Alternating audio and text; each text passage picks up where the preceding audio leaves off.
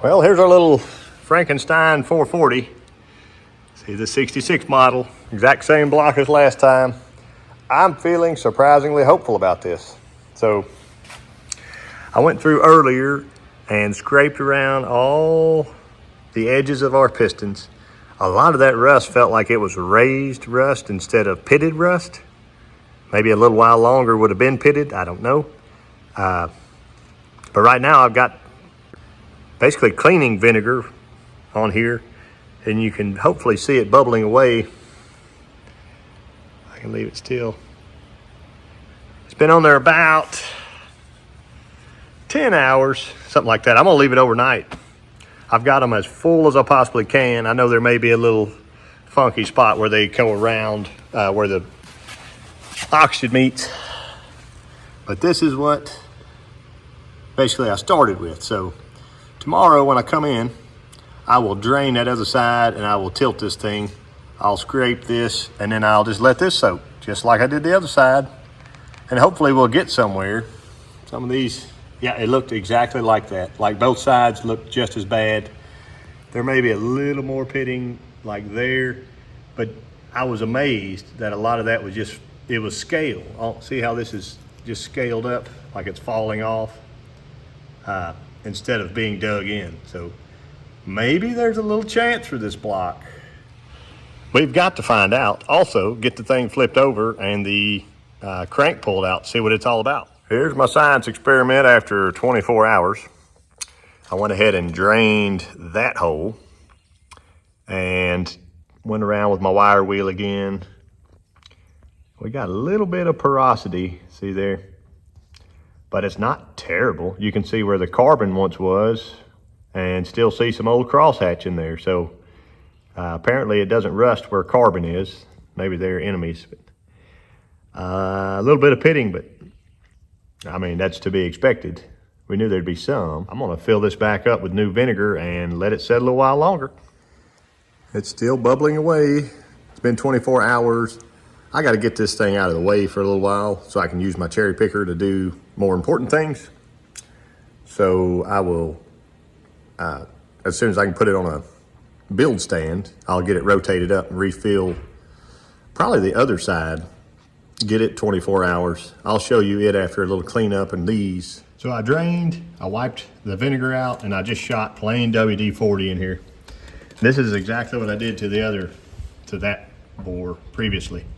There's a cup drill on them.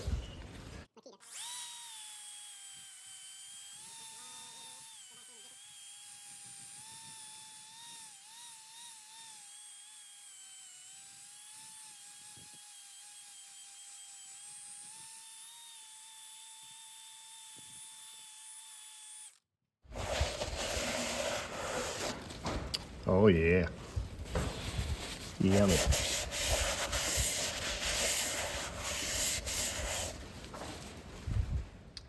I don't actually hate it. There's a little bit of pitting down here.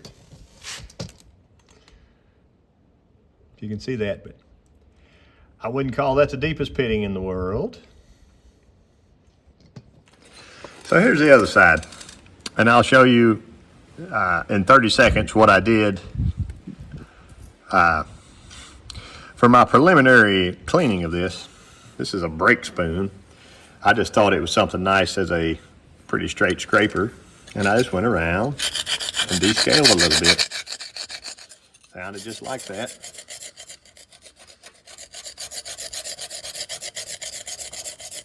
Like 30 seconds worth of stuff. Well, we're a little over 24 hours. That piston was closest to the top. See, this stuff's just working away, working away. Plain old white vinegar. Giving her a good soak. I will drain this right now, clean out the holes, inspect them, blow them out. Then see if I need to add some more or if I can go ahead and pull the pan off. I like the idea of pulling the pan while it's on its side like this. So if there is any funk or trash or whatever, when you flip it over, that stuff just falls in. But I know we need a full rebuild. I'm just thinking if there is something weird in the bottom, I would rather stay in the bottom versus go back to the top. I've got all the bolts out except for one, and I got it in finger tight. I did go ahead and whack this dude. So she's free. Let's see if we're sitting on a gold mine or a crime scene. Hopefully it's not full of ants like the head was.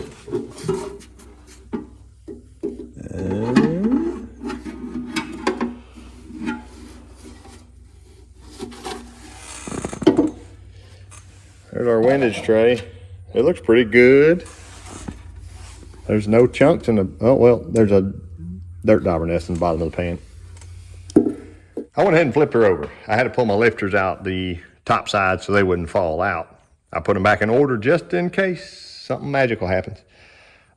Looking like a cast crank. See our little thin raised lines here. And I did not touch this at all. The oil pan was not caved in. I think maybe this was just installed like that. I have no idea. Maybe they were fighting it with their windage tray or something. I don't, yeah, look how, she was not very tight either. Let me get out of there.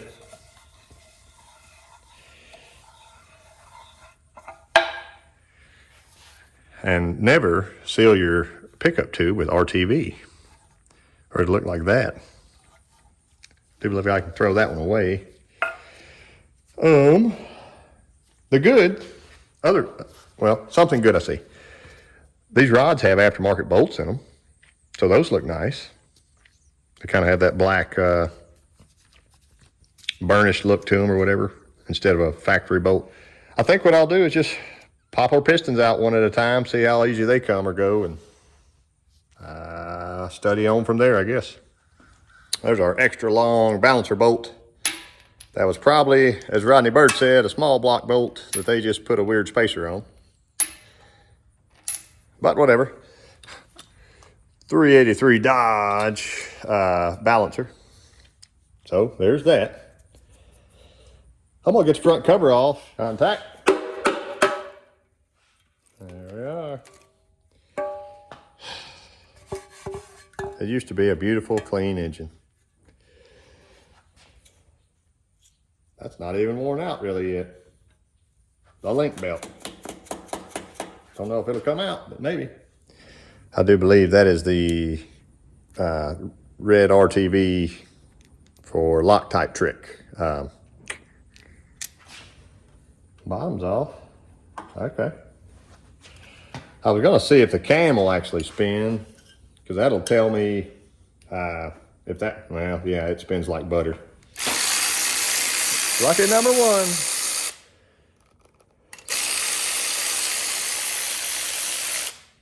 If there's an oily residue, I feel pretty good about it.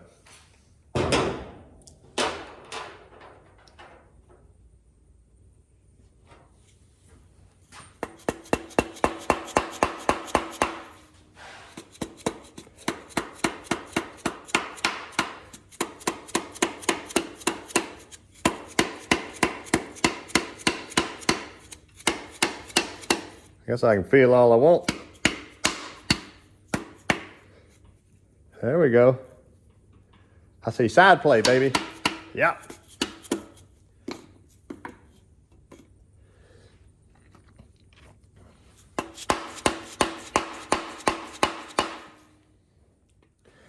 I swapped to number 2 because number 1 was not playing nice, and I can kind of see the wrist pin to number 1 does look pretty rusty, so I may have to soak him. Here's our first look at a rod bearing. Beautiful. I would run that. Look at that crank. That crank is perfect. There's not a piece of trash that ever touched it. Gone to the rust worms. Let's see what our bearing size is. I can't see it anywhere on the crank if it's been turned. Anybody want to take a bet? Rut-row. Federal Moguls. 30 thousandths. In a beautiful rebuilder fashion. I'll keep that there, I guess. And you wouldn't believe it if I told you. Tap that rod bolt out. What's that baby say? ARP. It's even still got the black goo on it from when they torqued it. How many years ago was that? Wow. History's mysteries. I got her coming. I'm gonna just catch it with my knee, I guess. Maybe.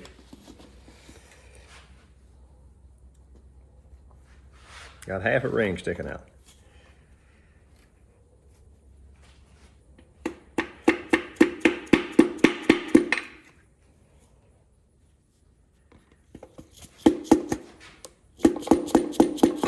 There it is. Wow, that's tight in there.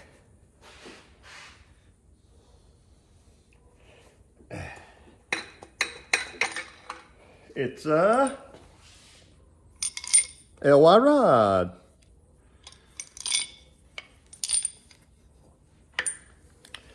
And a rebuilder piston. I got number one moving a little bit with the classic block of wood and big hammer method.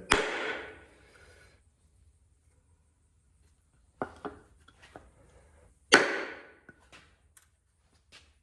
my leg close.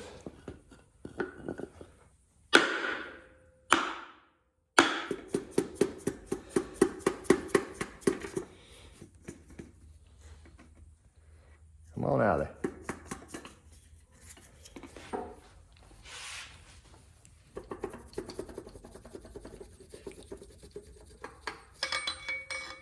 Now,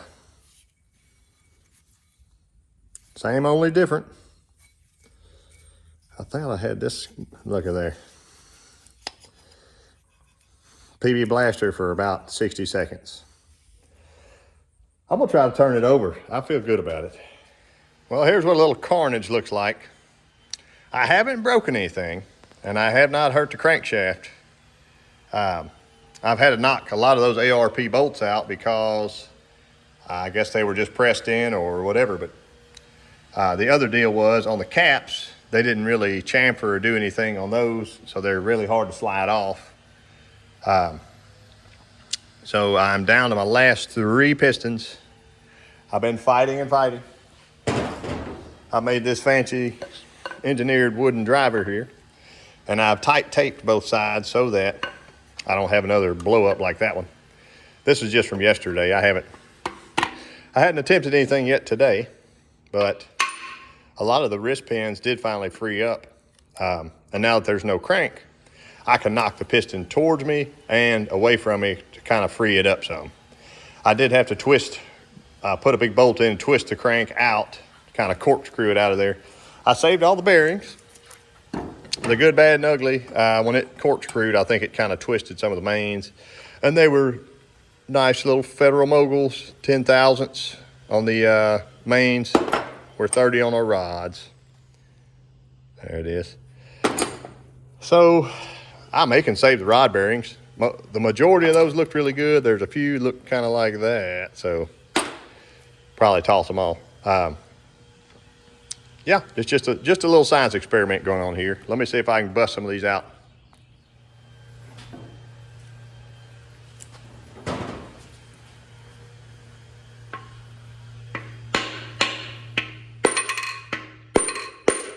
Yeah. I know if it'll move up, it should move down.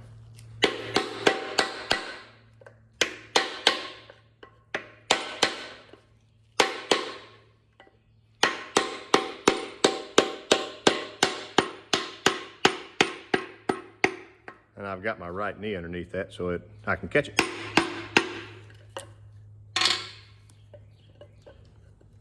We're almost there.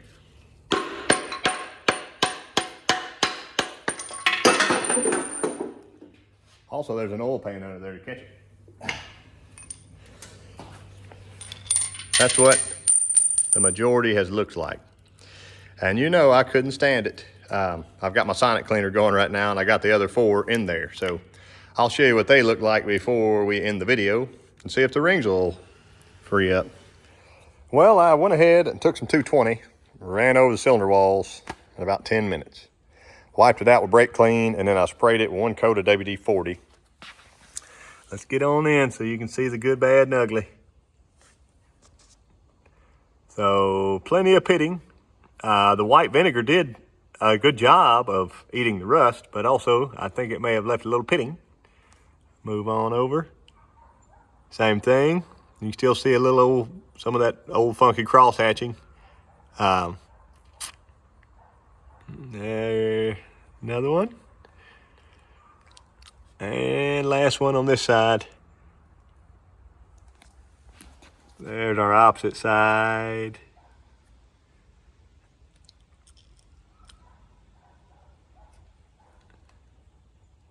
That one is less bad, I think.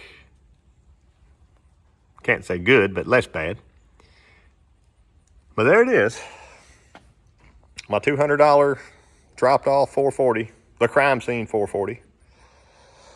So, I think what I've gotten good out of this so far is some ARP rod bolts and a windage tray. The windage tray looks really good. Let's go see what the pistons look like in the sonic cleaner.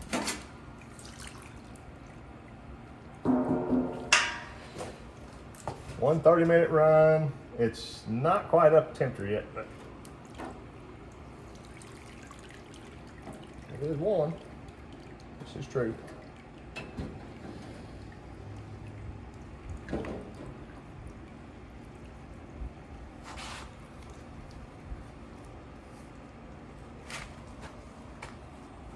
It's getting there. I told you these pistons would clean up. For the most part, the rings have popped free. I would take them all out, probably replace them or clean them or do something if I was to ever use them, in kind of a budgety deal. But I got most ARP bolts stuck back in and some nuts started. Most of my wrist pins are freed up. I mean, they've all freed up, but they may stick while they're sitting here. They need a little more love, but otherwise, some more usable stuff, I guess. At least the rod bolts are. So here's a $100 question. What do I do with the thing now? Do I keep it for a good core? I say good core.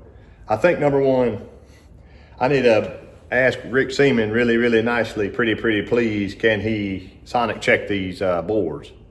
I've heard of early blocks, this is a 66, having thicker walls. Okay, let's just imagine for a minute it has thicker walls. It can be honed a little bit more until all that rust is gone. Then we have a fresh, clean block. Well, depending on the amount, I called line-to-line coatings because I've never talked to them before. Very nice lady, she was up in Michigan. She says it's $37 a hole to do each piston because I've never talked to them before.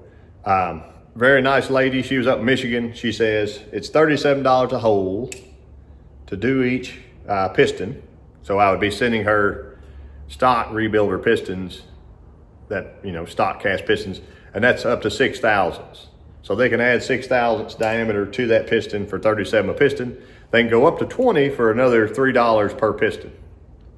So we're looking around $300 to get the basic coating on those flat top pistons. And after that point, if I got them back and this was cleaned up and wonderful and I put it all back together, I would probably need, figure 100, 150 on bearings, put the thing back together. Then I've got a bus motor again. That's an option. Another option, 440 Source does sell a 540 kit that is 62 over. I spotted that. And oftentimes they want you to give it 7 or 8/1000ths clearance. So that might get me to where it's cleaned up if these walls are thick enough, once again. The other option is set it in the corner and have a conversation piece. I don't know. So y'all let me know what you think out there. This is a very obvious example of what you may run into on a marketplace 440 build, or the $1,000 RV engine that's out there some guys got. Well, it could have been sitting outside and you get what you get. But I got some ARP bolts. I got a windage tray. And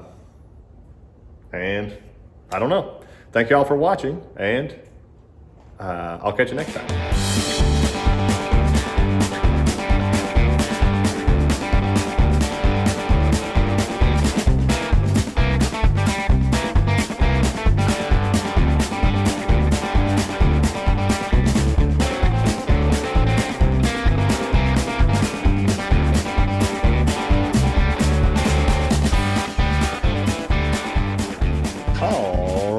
$1 people.